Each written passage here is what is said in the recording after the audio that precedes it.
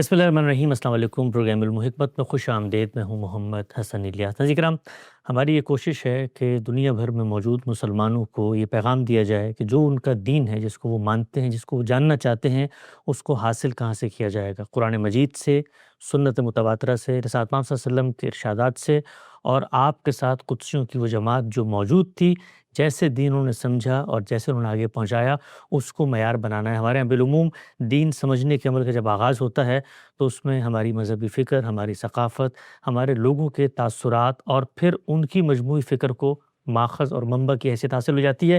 ہماری شعوری کوشش ہے کہ لوگوں کو قرآن و سنت کے اصل مراجع، اصل مصادر کی طرف واپس لوٹایا جائے، اور رسالت پاک صلی اللہ علیہ وسلم نے جس طرح دین کو سمجھا ہے وہی دین خالص انداز میں لوگوں تک پہنچے۔ اسی سلسلے کو لے کر حاضر خدمت ہے حضرت صاحب ہمارے ساتھ تشریف فرمائیں جناب جاوید احمد غامدی صاحب۔ السلام علیکم غامدی صاحب۔ وعلیکم السلام۔ آپ سے بہت شکریہ آپ کے وقت کا۔ قرآن مجید سے ہم آغاز کرتے ہیں۔ میرے سامنے سورہ حامیم سجدہ کی چند آیات ہیں۔ ان آیات پہ غامدی صاحب نے اپنی تفسیر البیان جو 5 جلدوں میں شائع ہو چکی ہے، اس میں پورے قرآن مجید کی شرح و وضاحت کی ہے، توضیح و تفسیر کی ہے، اس کی روشنی میں انہوں نے کیا لکھا ہے، اور خود غامدی صاحب کے استاد مولانا امین حسن اصلاحی کی تفسیری اقتباسات بھی ہماری گفتگو میں زیر بحث آتے ہیں۔ ارشاد فرمایا، تم ان کو اللہ کی طرف بلا رہے ہو اے پیغمبر، اور اس سے اچھی بات کس کی ہو سکتی ہے جو اللہ کی طرف بلائے اور نیک عمل کرے اور کہے کہ میں فرما برداروں میں سے ہوں۔ حقیقت یہ ہے کہ بھلائی اور برائی دونوں یکساں نہیں ہیں۔ اس پہ شبہ نہیں کہ تمہارے یہ منکرین اب برائی کے در پہ ہیں، لیکن تم برائی کے جواب میں وہ کرو جو اس سے بہتر ہو، تو دیکھو گے کہ وہی جس کے اور تمہارے درمیان عداوت ہے، وہ گویا ایک سرگرم دوست بن گیا ہے۔ جو چیزیں اس آیت میں بیان ہوئی ہیں اس کی تفسیر میں غامدی صاحب نے لکھا ہے، یہ نہایت لطیف اسلوب میں نبی صلی اللہ علیہ وسلم کے منکرین کو آپ کی دعوت اور آپ کی شخصیت کی طرف متوجہ کیا ہے کہ دیکھو، یہ خدا کی توحید پر ایمان اور اس کی بندگی کی دعوت ہے، اور جو دینے کے لیے کھڑا ہو وہ بھی عمل صالح کا پیکر اور اپنے پروردگار کا فرما بردار ایک بندہ مومن ہے، مگر تم پر افسوس ہے کہ تم اس کے باوجود سن کر نہیں دے رہے ہو۔ اوپر بیان ہو چکا ہے کہ قریش کے اشرار نبی صلی اللہ علیہ وسلم کی مخالفت کے جنون میں اس حد تک بڑھ گئے تھے کہ آپ قرآن سنانے کے لیے کھڑے ہوتے تو لوگوں کو اکساتے تھے اور شور شرابہ کرتے تھے۔ اور اس کے بارے میں پھر آگے غام صاحب نے لکھا ہے، صبر اور عفو درگزر اس لیے کہ دعوت و اصلاح کے نقطہ نظر سے یہی رویہ بہتر ہے۔ چنانچہ خدا کی طرف سے فیصلہ عذاب اور اتمام حجت سے پہلے ہر داعی حق کو اسی کی ہدایت کی گئی۔ اور جب یہ بات بیان ہوئی کہ انسان کو اس کو پیش نظر رکھنا چاہیے، تو اس پہ غامدی صاحب نے اپنے استاد کی تفسیر کا اقتباس بھی نقل کیا ہے۔ یہ انسان کی عام فطرت کو پیش نظر رکھ کر فرمایا گیا۔ استاد امام لکھتے ہیں، جن کی فطرت مسخ نہیں ہو چکی ہوتی، وہ جب دیکھتے ہیں کہ ایک شخص لوگوں کی بہی خواہی میں اور وہم دردی میں اتنا بے چین ہے کہ ان کی تمام گستاخیوں اور بدتمیزیوں کے باوجود اپنے کریمانہ رویے میں کوئی فرق آنے نہیں دیتا، بلکہ لوگوں کی اینٹوں اور پتھروں کا جواب دعاؤں سے دیتا ہے، تو ان کے دلوں میں اگر اس کے خلاف کسی غلط فہمی کے باعث عداوت بھی ہو تو اس کے طرز عمل سے متاثر ہو کے یہ عداوت محبت میں بدل جاتی ہے اور وہ اس کے جانثار ساتھیوں میں سے بن جاتے ہیں۔ ہم سب قرآن مجید کا بڑا معروف مقام ہے جس میں اللہ تعالیٰ نے ایک داعی کو، بالخصوص پیغمبر کو سامنے رکھ کے، جن کو اس قدر عداوتوں کا، دشمنیوں کا، مخالفت کا اور مخاصمت کا سامنا ہے، یہاں تک کہ وہ لوگ پیغمبر کے قتل کے در پہ ہو گئے ہیں، پیغمبر کی کریکٹر اسیسینیشن نعوذ باللہ بن ذالک کر رہے ہیں، ازواج مطہرات کی عزتوں اور ناموس پہ حملہ آور ہو گئے ہیں، ان سب کو پس منظر میں رکھ کے رسالت مآب صلی اللہ علیہ وسلم کو ہدایت کی گئی ہے کہ تم نے برائی کے جواب میں برائی نہیں کرنی، بلکہ نیکی کا ایک رویہ ہے جو کرتے چلے جاؤ، اس کا ایک نتیجہ ہے جو مرتب ہو کر رہے گا۔ یہی ایک بندہ مومن کے لیے زندگی گزارنے کا لائے عمل بھی ہے۔ اصلاً تو جب کسی شخص نے ایمان قبول کر لیا ہے تو اس کو زندگی کی حقیقتوں سے متعلق یہی طرز عمل اختیار کرنا چاہیے۔ یعنی ہم جس دنیا میں پیدا کیے گئے ہیں، اس میں مختلف انسان ہیں، ان کے مختلف نقطۂ نظر ہیں، ان کا مزاج مختلف ہوتا ہے، ان کی طبیعت الگ ہوتی ہے، اس میں آپ کو رد عمل بھی مختلف نوعیت کا پیش آ سکتا ہے۔ ذاتی زندگی میں بھی اس کے تجربات ہوتے ہیں، کاروباری زندگی میں بھی اس کے تجربات ہوتے ہیں، معاشرتی زندگی میں بھی اس کے تجربات ہوتے ہیں۔ اب جب آپ ان ساری سطحوں سے اوپر اٹھ کر کوئی دعوت لے کے کھڑے ہو جاتے ہیں تو یہ تو گویا بھیڑوں کے چھتے میں ہاتھ ڈالنا ہے۔ یعنی آپ کے جو مخاطبین ہیں ان کو اگر آپ دیکھیں تو برادری سے لے کر آپ کی قوم تک ہر جگہ کچھ نہ کچھ مخاصمت کے وجوہ پیدا ہو جاتے ہیں۔ اس میں انسان کی کمزوریاں در آتی ہیں، انسان کے اندر جس طرح سے اچھے اوصاف کو پیدا کرنے کے داعیات رکھے گئے ہیں، اسی طرح برے داعیات کے لیے بھی اس کے اندر بہت سی چیزیں ودیعت ہیں۔ اس میں حسد ہے، اس میں کینہ ہے، اس میں اپنی انانیت کا احساس ہے، اس میں دوسروں کو نیچا دکھانے کے لیے ایک متکبرانہ رویے کی کچھ بنیادیں ہیں۔ تو یہ ساری چیزیں اس کے کیریکٹر پر، اس کی سیرت پر، اس کے طرز عمل پر اثر انداز ہوتی ہیں۔ ان کے نتیجے میں بھی مخاصمتیں پیدا ہوتی ہیں، ان کے نتیجے میں بھی معاشرتی زندگی میں کہیں نہ کہیں زہر پیدا ہو جاتا ہے۔ لیکن اگر خاص طور پر کوئی شخص دعوت لے کے اٹھ کھڑا ہو تو اصل میں دعوت ہے کیا؟ دعوت یہ ہے کہ آپ زبان سے یہ بات کہیں یا نہ کہیں، آپ جو کچھ بیان کر رہے ہوتے ہیں اس کا حاصل یہی ہے کہ یہ حق ہے، ورنہ کوئی آدمی کوئی دعوت لے کے کیوں اٹھے گا؟ یعنی پیغمبر دعوت لے کے اٹھتا ہے تو اسی لیے اٹھتا ہے کہ وہ لوگوں کو یہ بتائے کہ ان الدین عند اللہ الاسلام، یعنی دنیا میں بہت سے ادیان ہیں، بہت سے نقطۂ نظر ہیں، بہت سے فلسفے ہیں، لوگ اپنا اپنا کوئی زاویہ نظر رکھتے ہیں اور اس کو باقاعدہ ایک فلسفے کی صورت دیے ہوتے ہیں۔ اس کے مقابل میں پیغمبر اٹھ کے یہ کہتا ہے کہ ان الدین عند اللہ الاسلام، یعنی اللہ کے نزدیک تو دین یہی ہے جو میں پیش کر رہا ہوں۔ تو یہ گویا دوسرے لفظوں میں اس بات کا اعلان ہے کہ حق صرف میرے پاس ہے، اور جب حق آپ بیان کر رہے ہیں تو دوسرا اس سے یہ پیغام لیتا ہے کہ یہ ہمیں باطل ٹھہرا رہا ہے۔ چنانچہ اس کے نتیجے میں ایک رد عمل پیدا ہوتا ہے، وہ رد عمل سلامتی طبع کا بھی ہو سکتا ہے، سلامتی قلب کا بھی ہو سکتا ہے۔ یعنی ہم نے ایک بات سنی اور یہ محسوس کیا کہ یہ تو ہماری خیرخواہی کی بات ہے، ہم سب حق کے طالب تھے، ہمیں حق مل گیا ہے، یا کم سے کم جس صورت میں اس کو پیش کیا جا رہا ہے وہ قابل غور ہے کہ ہم اس کو جانیں، پرکھیں، سنیں اور اپنانے کے لیے تیار ہو جائیں۔ تو انسان جس طریقے سے دنیوی مفادات کے تصادم میں مخاصمت کی بعض صورتیں تلاش کر لیتا ہے، یہاں تو ہر لحاظ سے وہ صورتیں اس کے سامنے پڑی ہوتی ہیں۔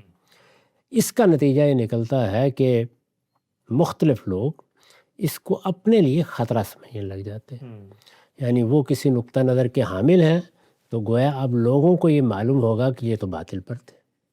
وہ اگر کسی برادری کے، کسی قبیلے کے، کسی قوم کے سردار ہیں تو اس کا مطلب یہ ہے کہ ان کا تاثر تو دوسروں پر یہ تھا کہ یہ سراپا رضانت ہے، ان کے پاس علم ہے، ان کے پاس حکمت ہے۔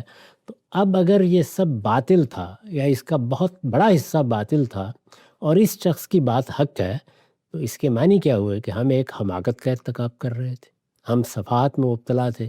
تو اس طریقے سے انسان کے اندر جو اپنی انانیت کا ایک احساس ہے وہ مجروح ہوتا ہے، اور پھر اگر اللہ توفیق دے تو وہ آگے بڑھ کے قبول کر لیتا ہے، لیکن بہت کم ایسا ہوتا ہے۔ قبول حق کی رکاوٹوں میں سے ایک بڑی رکاوٹ یہی ہے، اس میں مخاصمانہ رد عمل سامنے آ جاتا ہے۔ داعی حق کو کیا کرنا چاہیے؟ تو میں نے عرض کیا کہ عام زندگی میں بھی ہمیں یہی تعلیم دی گئی ہے کہ ہم دوسروں کی مخاصمت کو، ان کے حسد کو، ان کے غلط رویوں کو، وہ جس طرح سے اپنے مفادات کے لیے بعض غلط اقدامات کرتے ہیں، نظر انداز کرتے ہیں، یعنی اپنی طرف سے خیر کے علمبردار بن کر رہے ہیں۔ یہ تو بالکل صحیح ہے کہ انسان کو ایسا احمق نہیں بن جانا چاہیے کہ کوئی دوسرا اس کو پے در پے نقصان پہنچائے، یعنی اس کے نقصان سے بچنا، اپنے مال کی، اپنی جان کی، اپنی آبرو کی حفاظت کرنا، یہ تو انسان کے لیے ایک جبلی تقاضا ہے، وہ یہ کرے گا، لیکن کن حدود میں رہ کر۔ اپنی طرف سے کوئی الزام نہیں لگانا، اپنی طرف سے کوئی ایسا جواب نہیں دینا جس میں حدود سے تجاوز ہو جائے، اپنی طرف سے کوئی زیادتی نہیں کرنی۔ اگر آخری درجے میں بھی غلط رویہ سامنے آ گیا ہے تو صبر اور ضبط سے کام لینا ہے۔ ممکن حد تک کوشش کرنی ہے کہ نہ دوسرے کی تحقیر ہو، نہ دوسرے کے اکابر کی تحقیر ہو، نہ اس کے بزرگوں کی تحقیر ہو، نہ اس کے آباء کی تحقیر ہو، نہ اس کے علم کی تحقیر ہو۔ یعنی وہ جیسے بھی اپنی بات پیش کر رہا ہے، آخری حد تک کوشش کی جائے کہ ہم دلیل کے ساتھ اس کی غلطی واضح کریں۔ تو یہ میرے نزدیک وہ رویہ ہے جس کا ایک پہلو تو قرآن مجید نے دنیوی نتیجے کے ساتھ بیان کیا ہے کہ اس کا نتیجہ یہ نکلے گا کہ جس کے ساتھ تمہاری بظاہر دشمنی محسوس ہوتی ہے وہ بھی تمہارا سرگرم دوست بن جائے گا۔ تو اس طرح چونکہ انسان قریب کی چیز کی طرف لپکتا ہے تو اس کا حوالہ بھی دیا، لیکن اصل بات تو یہ ہے کہ اس کے پیچھے اللہ تعالیٰ کی بڑی عنایتیں ہیں۔ ایک آدمی نے اگر یہاں صبر سے کام لیا ہے تو اندازہ ہی کیا جا سکتا ہے کہ اس کا اجر کیا ہوگا۔ اگر اس نے گالی کے جواب میں گالی نہیں دی، الزام کے جواب میں الزام تراشی نہیں کی، وہ حریف دشنام نہیں ہوا، تو اللہ تعالیٰ کے ہاں اس نے اپنے ایک ایک طرز عمل سے خاموش رہ کر بھی نیکی کمائی ہے، تو اللہ کے ہاں اس کا اجر ملے گا۔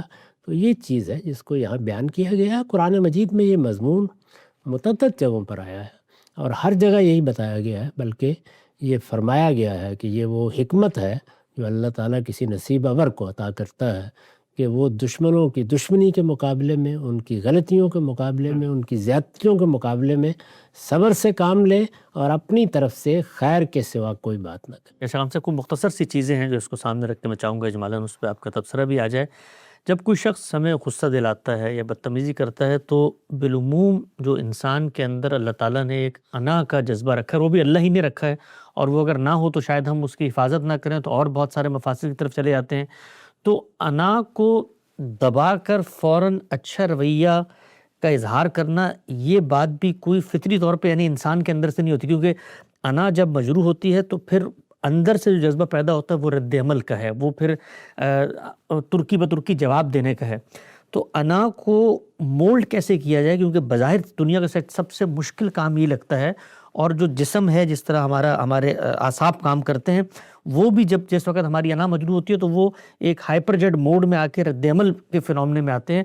تو جو قرآن مجید ہمیں کام کرنے کو کہہ رہا ہے وہ بظاہر تو ہوتا ہوا نظر نہیں آتا جسمانی طور پہ۔ اس میں شبہ نہیں کہ یہ ایک بڑی مشکل چیز ہے، یعنی انسان کو اللہ نے بنایا ہی اس طریقے سے ہے کہ جیسے وہ کوئی خطرے کی چیز آتے ہوئے دیکھتا ہے تو اس کا جسم، اس کے اعضاء، اس کا دماغ رد عمل ظاہر کرتا ہے، وہ حفاظت کے موڈ میں چلا جاتا ہے۔ یہ ہمارا عام مشاہدہ ہے۔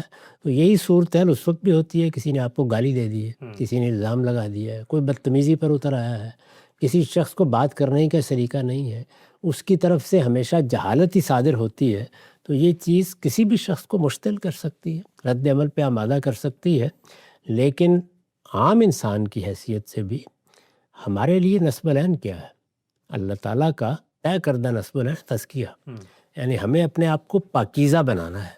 یہ پاکیزہ بنانا ظاہر ہے کہ ایک جد و جہد کی چیز ہے۔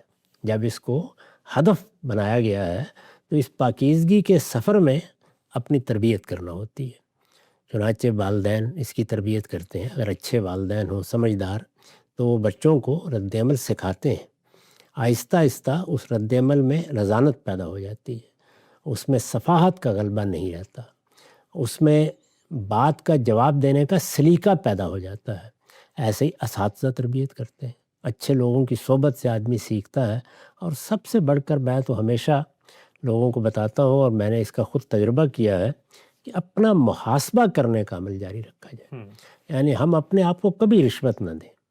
دن میں، رات میں، جب بھی ہم کوئی کام کرتے ہیں تو نفس انسانی متنبع کرتا ہے کہ یہاں تم سے غلطی ہوئی ہے، اس غلطی کو سمجھنے کا عمل ساتھ ساتھ آدمی کرتا رہے۔ تو یہ جو شخصی محاسبہ ہے، یا جس کو آپ خود احتسابی کہہ سکتے ہیں، یہ انسان کو آہستہ آہستہ نفسیاتی طور پر ان چیزوں سے نکال کے اوپر لے جاتی ہے۔ اس میں کچھ محنت پڑتی ہے، یعنی یہ آسان کام نہیں ہے، وقت لگتا ہے۔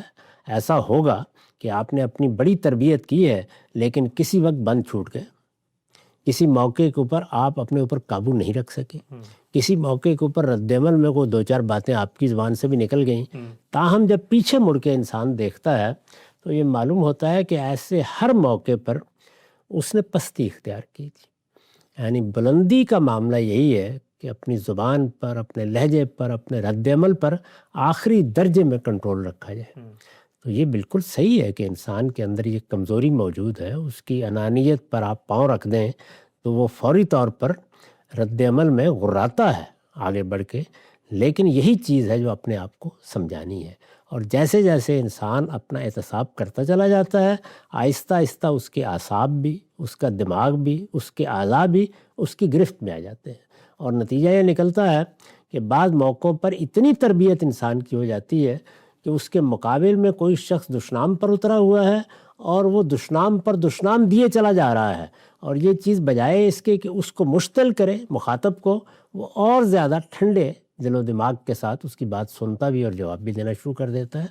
تو اللہ تعالیٰ نے جس طرح انسان میں یہ متضاد داعیات رکھے ہیں، بالکل اسی طرح ارادے کی بڑی طاقت رکھی ہے، اور ارادے کی یہ طاقت ہے جس کو اگر ہم استعمال کرنے کا فیصلہ کر لیں تو پھر خود سابی کے اس عمل کے نتیجے میں انسان کو بہت پاکیزہ بنا دیتی ہے۔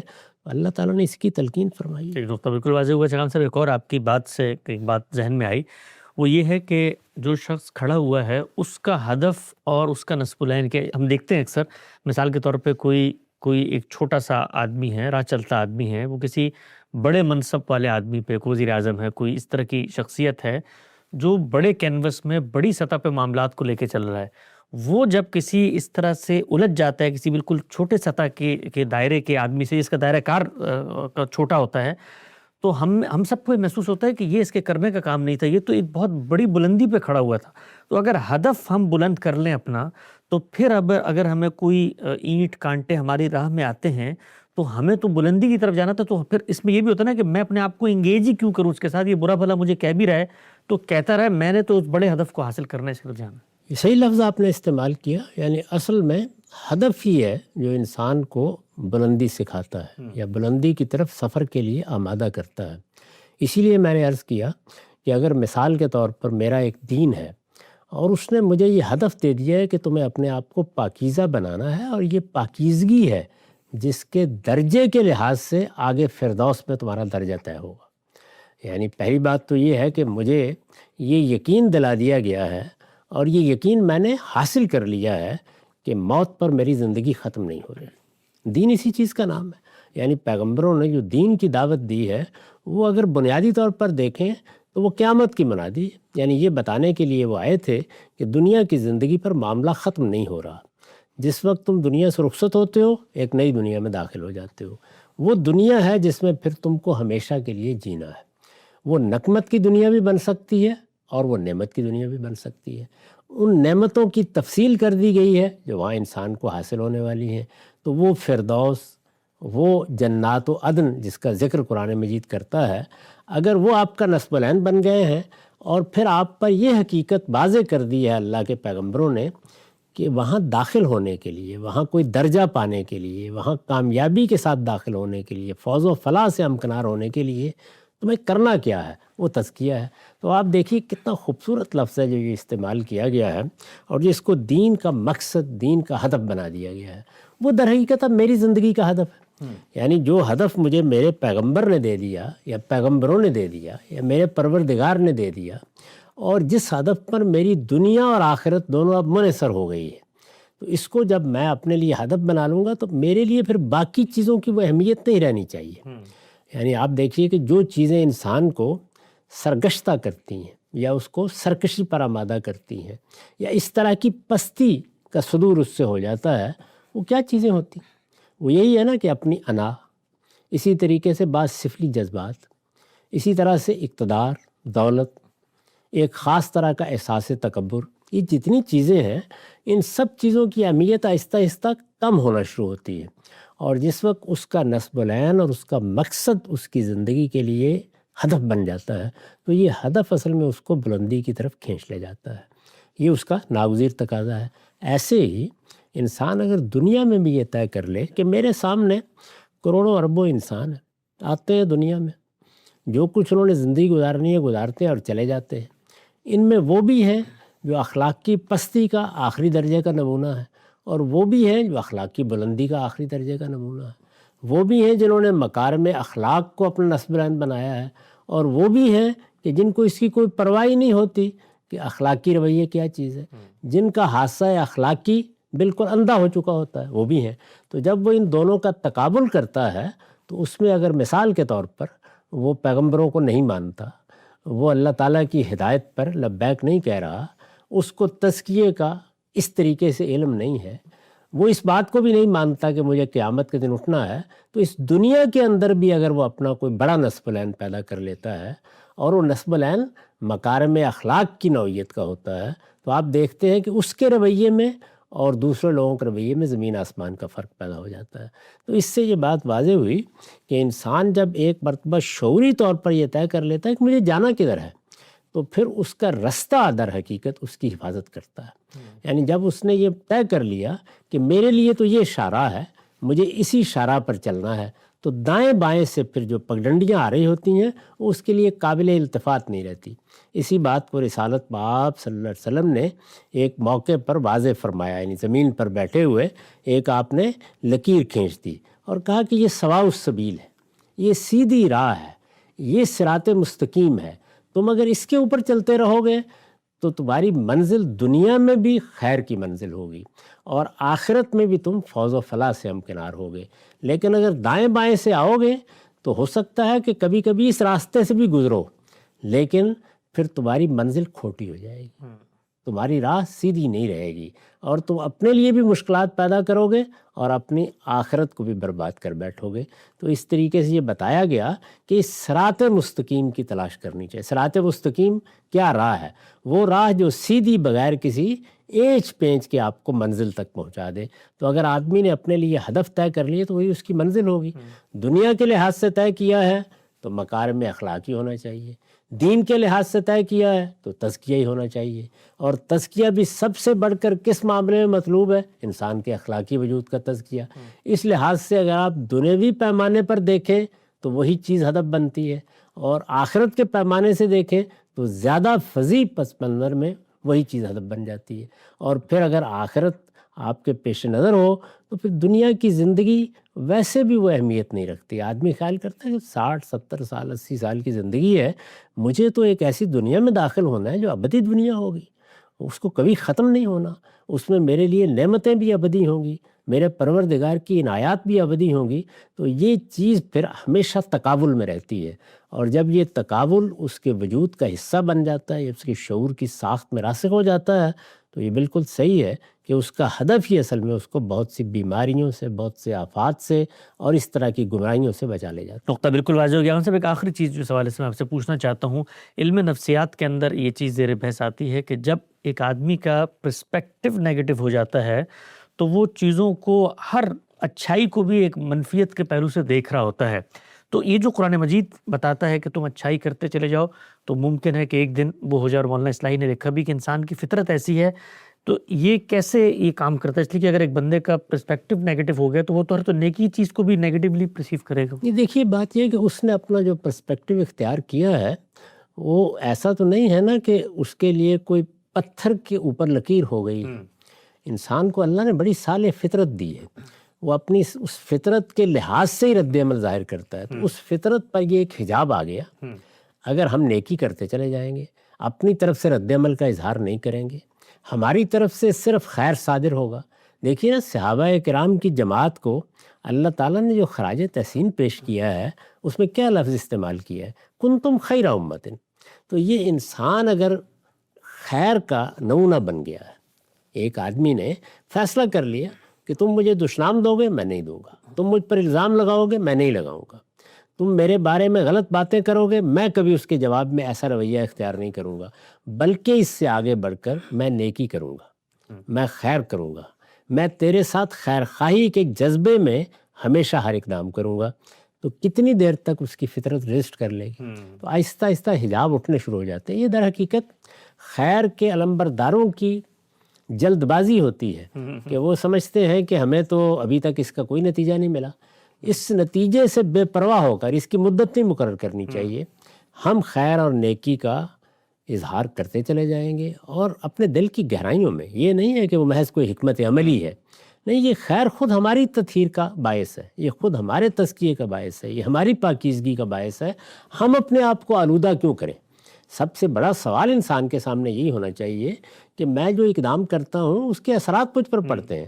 قرآن مجید نے کہا ہے نا کہ ایک داغ لگ جاتا ہے، دل میں ایک ٹیڑھ پیدا ہوتی ہے۔ پیغمبر نے فرمایا ہے کہ اس طرح سے آہستہ آہستہ دل بالکل سیاہ ہو کے رہ جاتا ہے۔ تو جس طرح برائیاں دل کو سیاہ کرتی ہیں، اسی طرح سے نیکیاں، اعلیٰ اخلاق، ان کے لیے قربانیاں، ان کے لیے ایثار، یہ انسان میں جلا پیدا کرتا ہے، روشنی پیدا کرتا ہے.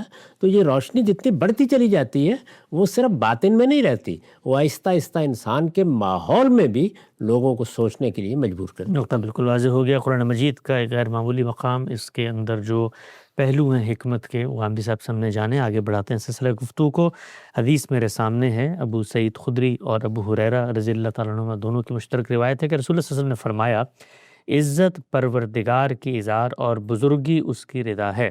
اللہ فرماتا ہے جو شخص ان چیزوں کو مجھ سے لینے کے لیے جھگڑے گا میں اسے عذاب دوں گا. ہم سب یہ جو روایت میں آیا ہے کہ بڑائی، اور خود ہم نے دیکھا اسماء الحسنہ میں لفظ بھی آتا ہے کہ متکبر اللہ تعالیٰ ہیں، تو تکبر تو بظاہر ایک منفی سی چیز لگتی ہے. اللہ تعالیٰ کہتے ہیں کہ یہ صرف میرے ساتھ خاص ہے، اس معاملے میں اگر تم یہ چیز اختیار کرو گے تو یہ گویا میری ایک صفت تھی جو اپنانا چاہ رہے ہو. اس کی وجہ یہ ہے کہ اللہ تعالیٰ کے معاملے میں یہ واقعہ ہے، ہمارے معاملے میں یہ افطرا ہے. اچھا، ماشاء اللہ. یعنی ہم جب یہ کہتے ہیں کہ ہم بڑے ہیں تو ہم تو یہ غلط بات کر رہے ہیں. ہم عاجز بندے ہیں، ہماری حیثیت کیا ہے؟ یعنی یہ پانی مٹی کے امیزے سے ہمارا جسم بنایا گیا ہے. اللہ کی عنایت ہوئی کہ اس نے ہمیں ایک غیر معمولی شخصیت عطا فرما دی ہے. وہ ہمارا کوئی کسب نہیں ہے، ہم نے کوئی کارنامہ نہیں کیا تھا. جو کچھ ملا ہے خاص اس کی عنایت سے ملا ہے. تو یہ چیز بندے میں عاجزی پیدا کرتی ہے. ایک عارف نے بڑی عمدہ بات کہی ہے کہ لوگوں کے اندر بڑی طلب ہوتی ہے کہ کبھی خدا ہم کو مل جائے، اور وہ جنگلوں میں جاتے ہیں، وہ بعض اوقات دشت و صحرا کو کھنگال ڈالتے ہیں، وہ مراقبے کرتے ہیں، وہ اور بہت سی ریاستیں اپنے لیے لازم کر لیتے ہیں. بعض لوگوں نے اپنی زندگی ہی اس مقصد کے لیے وقف کر دی کہ ہم خدا سے ملنے کے لیے جا رہے ہیں، اور اس کے لیے انہوں نے ایسے ایسے چلے، ایسے ایسے مراقبے کیے. ماں باپ کو چھوڑ دیا، اعزا اقربا کو چھوڑ دیا، دولت چھوڑ دی، عزت چھوڑ دی. لیکن وہ یہ نہیں جانتے کہ خدا سے ملنے کے لیے ان میں سے کوئی جگہ بھی نہیں ہے. ایک ہی جگہ ہے، عاجزی. سبحان اللہ. یعنی وہ عجز ہے کہ جو بندگی کا آخری شعور پیدا کرتا ہے. اسی لیے اللہ پروردگار عالم نے اپنی کتاب میں فرمایا کہ وما خلقت الجن والانس الا لیعبدون. یعنی میں نے تمہیں اس لیے پیدا کیا کہ تم اپنی بندگی کے شعور کے ساتھ جیو. جس وقت تم بندگی کے شعور کے ساتھ جیتے ہو تو اس میں پھر تکبر کا کیا سوال. بندگی کا تو مطلب ہی یہ ہے کہ میرا آقا اس کائنات کا پروردگار ہے، وہ حی و قیوم ہستی ہے، ساری خوبیاں اس کی ہیں، سارا حمد اس کے سزاوار ہے. میں اس کا شکر گزار ہوں کہ اس نے مجھے یہ سب کچھ دیا ہے. جو کچھ مجھے دیا گیا ہے سب اس کی عنایت ہے، میرا اس میں کوئی استحقاق نہیں ہے. اپنے اس عجز کے ساتھ بندہ جب اپنے پروردگار کے سامنے جھکتا ہے تو وہ عاجزی، وہ تذلل، وہ تواضع جس کا صدور اس سے ہوتا ہے. قرآن مجید نے کئی الفاظ اس کے لیے اختیار کیے ہیں کہ یہ کس طرح کا اخبات ہے، کس طرح خدا کے سامنے خشوع ہے، کس نوعیت کا خضوع ہے. یہ سب کیا ہیں؟ ان الفاظ کے اندر اتر کر دیکھیں. اس میں ایک ہی چیز ہے جس کا ابلاغ کیا جا رہا ہے، اور وہ یہ کہ بندے کے اندر سرکشی نہیں ہونی چاہیے. وہ اپنی حقیقت کا اعتراف کر کے جھک جائے، وہ اپنے مقابل میں ذات باری کی عظمت کے اعتراف کے ساتھ زندگی بسر کرے. اور یہی وجہ ہے کہ پھر عبادات میں بھی کس چیز کا ظہور ہوتا ہے؟ پرستش کا. یہ کیا ہے؟ عظمت کا اعتراف. اطاعت کا یہ کیا ہے؟ حاکمیت کا اعتراف. نظر کا یہ کیا ہے؟ سب کچھ اسی کا ہے، اس کا اعتراف. تو جب ان اعترافات کے ساتھ انسان جیتا ہے تو پھر وہ عاجزی کے مقام پر کھڑا ہوتا ہے. اور عاجزی کا مقام ہے جس پر جب چاہیں پروردگار عالم سے ملاقات کر لیں. سبحان اللہ. بہت خوبصورت سے ہم سے نقطہ واضح کیا. اچھا ہم سب اس موقع پہ لوگ عام طور پہ عزت نفس، اپنی خودی، اپنی جس کو آپ کہتے ہیں سیلف رسپیکٹ اور تکبر میں فرق نہیں کر پاتے. یعنی اس میں کبھی کبھی بڑا باریک اور لطیف سا فرق ہو جاتا ہے. تو کیا دین نے کوئی تکبر کی مطلب کوئی تعارف کرایا ہے؟ رسالت محمد صلی اللہ علیہ وسلم نے تکبر کیا ہے؟ عزت نفس تو ایک بڑی خوبی کی چیز ہے. عزت نفس کا مطلب یہ ہے کہ انسان اس دنیا کی چیزوں کے مقابل میں کبھی اپنے آپ کو حقیر نہ سمجھے. اچھا. یعنی یہاں تقابل دنیا کی چیزوں کا ہے. خدا کے مقابل میں تو ہم حقیر ہیں، ہم بندے ہیں، ہم عاجز ہیں. یعنی وہاں تو تعلق ہی عجز کا ہے. ٹھیک. لیکن دنیا کے اندر جو چیزیں ہیں وہ دولت ہو سکتی ہے، وہ اقتدار ہو سکتا ہے. کسی آدمی کے ساتھ آپ کا پالا پڑ جاتا ہے، بڑے خدم و حشم اس کے پاس ہو سکتے ہیں، ممکن ہے وہ آپ کو کوئی بڑا نقصان پہنچا دے سکتا ہو.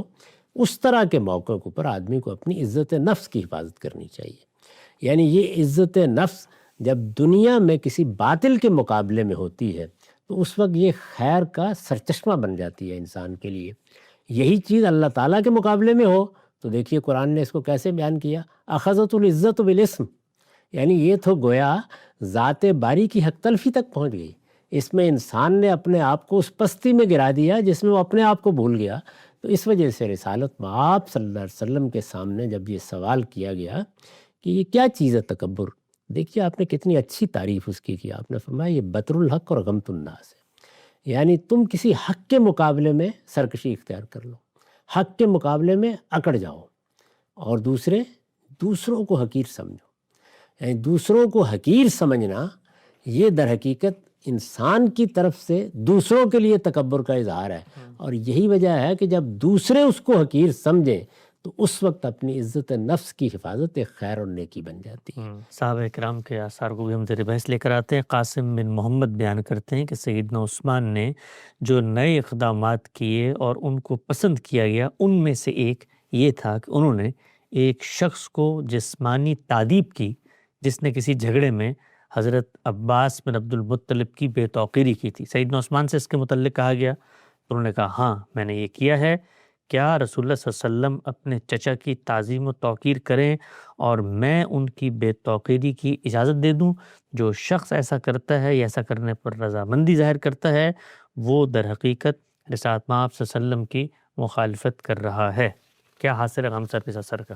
اس میں بھی ایک بڑا سبق ہے ہمارے لیے، اور وہ یہ ہے کہ جو مراتب اس دنیا میں قائم ہوتے ہیں ان کو ہر حال میں ملحوظ رہنا چاہیے، اور جب ان مراتب کو ہم ملحوظ نہیں رکھتے تو ہم اصل میں سوسائٹی کی حق تلفی کرتے ہیں، کیونکہ وہ اسی پر قائم ہے۔ ایک آدمی مجھ سے عمر میں بڑا ہے، دوسرا آدمی مجھ سے علم میں بڑا ہے، اسی طرح سے کسی شخص کو کوئی خاص منصب قوم نے دے رکھا ہوا ہے، اس کو ایک حیثیت حاصل ہے۔ یہی معاملہ درجہ بدرجہ مختلف شخصیات کا ہو سکتا ہے۔ اب ان مناصب میں، ان مراتب میں، یہ میرا باپ ہے، یہ میرا چچا ہے، یہ میرا بزرگ ہے، یہ بڑا عالم ہے، اس سے میں نے سیکھا ہے، یہ میرا استاد ہے، یہ بھی ظاہر مراتب کا بیان ہے۔ انہی مراتب میں جو آخری مرتبہ ایک بندہ مومن کے لیے ہو سکتا ہے دنیا میں، وہ کس کا ہے؟ وہ رسالت مآب کا ہے۔ تو رسالت مآب صلی اللہ علیہ وسلم اپنے چچا کو عزت اور احترام کی نگاہ سے دیکھتے تھے، اور وہ عزت و احترام دیتے تھے جو ایک بھتیجے کو اپنے چچا کو دینا چاہیے۔ اس کے باوجود کہ آپ اللہ کے رسول تھے اور سارے مراتب میں سب سے بڑا مرتبہ آپ ہی کا تھا، اس کے باوجود تو اس کو سیدنا عثمان نے اپنے اس طرز عمل سے واضح کیا کہ اس میں طے در طے چیزوں کو دیکھنا ضروری ہوتا ہے۔ یعنی مراتب ہمارے لیے کیا ہیں، مراتب جن کے لیے مراتب ہیں ان کے لیے کیا ہیں، تو ان چیزوں کو ملحوظ رکھ کر ہی مسلمان معاشرے کو اپنی اقدار طے کرنا ہوتی ہیں، اور اس میں بعض موقعوں کے اوپر تعدیب بھی کی جا سکتی ہے جس طرح کہ انہوں نے بعض لوگوں کی ہوگی۔ ٹھیک نقطہ واضح ہو گیا۔ ہم سے بھی جو آثار ہم مطالعہ کر رہے ہیں، گزشتہ ہفتے بھی ہم نے ایک اثر کا مطالعہ کیا، اس میں سیدنا علی مجلس میں تشریف لائے، جگہ نہیں تھی تو سیدنا ابوبکر کھڑے ہو کر سمٹ کر ان کو بٹھایا، اور خود سیدنا علی کے حوالے سے بہت سارے آثار ان گفتگو میں زیر بحث، اور آج ایک یہ بھی کہ خود جو ایک طرح کا اس وقت ہمارے ہاں معاشرے میں بالعموم ایک تصور پیش کیا جاتا ہے کہ جیسے رسالت مآب صلی اللہ علیہ وسلم کے جو ابتدائی رفقا تھے، ساتھی تھے، خلفائے راشدین تھے، ان کے اور اہل بیت کے مابین کوئی مخاصمت ہے، کوئی درونی طور پہ کچھ معاملات چل رہے ہیں۔ جو تاریخی لٹریچر ہے وہ تو اس سے بالکل الٹ صورتحال ہے جو سامنے لے کے آتا ہے۔ اس میں کیا شک ہے، یہ تو بعد کے لوگوں نے اپنی طرف سے چیزیں تصنیف کر لی ہیں۔ وہ ایک دوسرے کی عزت کرتے تھے، احترام کرتے تھے۔ رسالت مآب کے خاندان کے ساتھ، آپ کے ساتھ کون محبت نہیں کرے گا؟ باقی دنیا کی زندگی میں اختلافات بھی ہو جاتے ہیں، ان کو اسی جگہ رکھنا چاہیے۔ بعض اوقات اختلافات بہت بڑھ بھی جاتے ہیں اور اس میں کسی سے حدود سے تجاوز بھی ہو جاتا ہے، وہ چیزیں وقتی نوعیت کی ہوتی ہیں۔ عمومی رویے کیا ہیں؟ وہ یہی ہیں جن کو یہاں بیان فرمایا گیا ہے۔ چنانچہ میں نے تو آپ کے علم میں ہے کہ اپنی کتاب مقامات میں ایک مضمون میں اسلامی تہذیب کے بنیادی ارکان بتائے ہیں، بنیادی عناصر بیان کیے ہیں، اور اس میں سب سے بڑھ کر اسی کو بیان کیا، فرق مراتب۔ یعنی ہماری تہذیب میں جو تہذیب اسلام کے زیر اثر پیدا ہوئی، جس میں ہمارے بزرگوں نے بڑی اعلیٰ روایات قائم کی ہیں، اس میں 3 چیزوں کو میں نے متعین کر کے بتایا ہے کہ بنیادی عناصر کی حیثیت رکھتی ہیں، اور ان میں ایک بڑی چیز کیا ہے؟ یہ حفظ مراتب، یعنی بڑے کو بڑا سمجھا جائے، باپ کو باپ سمجھا جائے، استاد کو استاد سمجھا جائے۔